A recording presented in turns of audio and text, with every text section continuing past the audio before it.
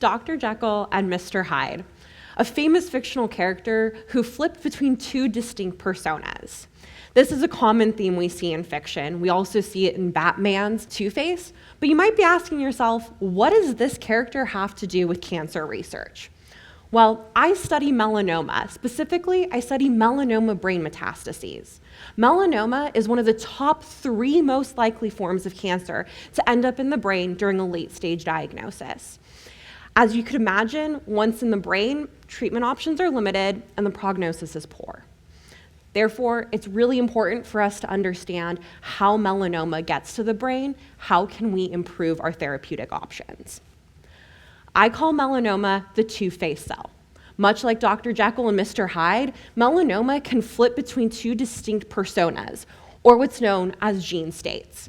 A gene state is basically what DNA is actively being expressed to result in a different physical change. For example, your genes express your hair color and your eye color. In the case of melanoma, the gene states can flip so dramatically that we find 2 distinct personas, much like Dr. Jekyll and Mr. Hyde. With the Mr. Hyde form of melanoma, it's the proliferative gene state. Fast-growing, bulky. This is what you think of when you think of a large cancerous tumor, something that can be treated with chemotherapy and modern-day medicine or surgery. On the other end of the spectrum, we have the Dr. Jekyll version of melanoma. The Dr. Jekyll melanoma is very slow at growing, but very invasive. And this is the form of melanoma that often results in metastasis, or the process of spreading away from the original tumor location. It's also more challenging to treat, can't be taken out via surgery often, and therefore really important that we understand what's controlling the switch between personas of melanoma. As I mentioned, melanoma is a form of skin cancer. It often originates in the skin, frequently starting at a mole, and this is where we see the Mr. Hyde version of melanoma cells, forming a large bulk tumor.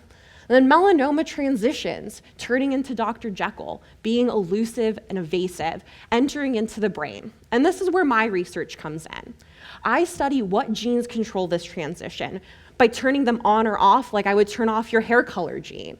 I'm trying to push all of the Dr. Jekylls into a Mr. Hyde that's more easily targetable, easier to treat, and easier to remove via surgery, with the hope of one day being able to develop therapies that can force this transition.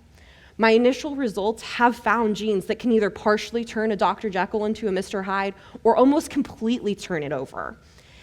In the end, hopefully these advancements can lead to better therapeutic options. Thank you.